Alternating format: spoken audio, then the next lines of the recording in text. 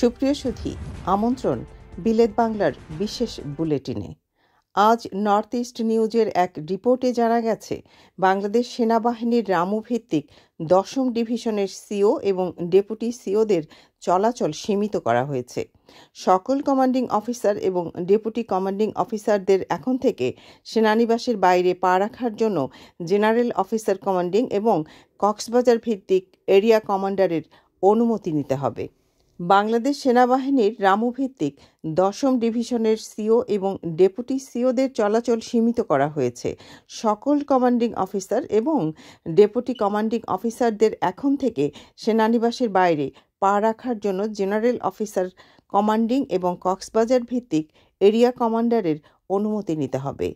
North east নিউজের হাতে আসা নথি অনুসারে বাংলাদেশ সেনাবাহিনীর 10ম পদাতিক ডিভিশনের অফিসার সহ সকল সৈন্যকে রামু সেনানিবাসের বাইরে পা রাখতে নিষেধ করা হয়েছে, যা এই ইউনিটের সদর দপ্তর। 28 এপ্রিল রামু সেনানিবাসে নিযুক্ত একজন লেফটেন্যান্ট কর্নেলের জারি করা একটি নিষেধাজ্ঞামূলক আদেশে স্পষ্টভাবে বলা হয়েছে, কমান্ডিং অফিসার এবং ডেপুটি কমান্ডিং অফিসারদের বিশেষভাবে নির্দেশ দেওয়া হয়েছে, তারা রামুতে ঊর্ধ্বতন কর্মকর্তা বা কক্সবাজার এরিয়া কমান্ডারের অনুমতি ছাড়া সুরক্ষিত প্রাঙ্গণের বাইরে পা রাখবেন না। এই আদেশ এমন এক সময় এসেছে যখন 10ম ডিভিশন মিয়ানমারের সামরিক জান্তা বাহিনীর বিরুদ্ধে আরাকান সেনাবাহিনীর সামরিক আক্রমণকে সমর্থন করার জন্য অভিযানে গুরুত্বপূর্ণ ভূমিকা পালন করার জন্য প্রস্তুত।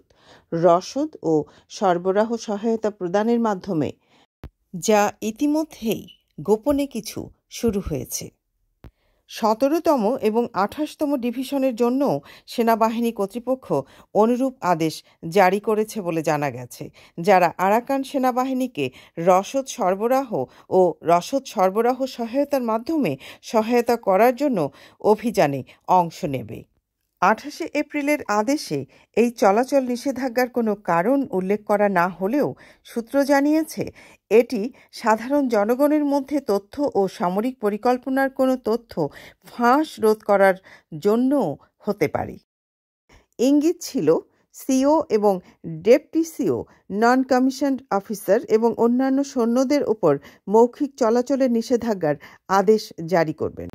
তবে সূত্রগুলো জানিয়েছে, মিয়ানমারের কাছাকাছি একটি দক্ষিণ পূর্ব দেশ থেকে আনা সংবেদনশীল সরঞ্জাম থাকার কারণে অফিসারদের উপর চলাচলের এই নিষেধাজ্ঞা আরোপ করা হলো।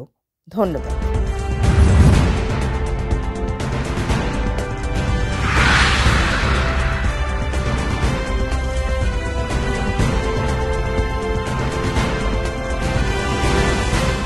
আপনারা দেখছেন বিলেত বাংলা।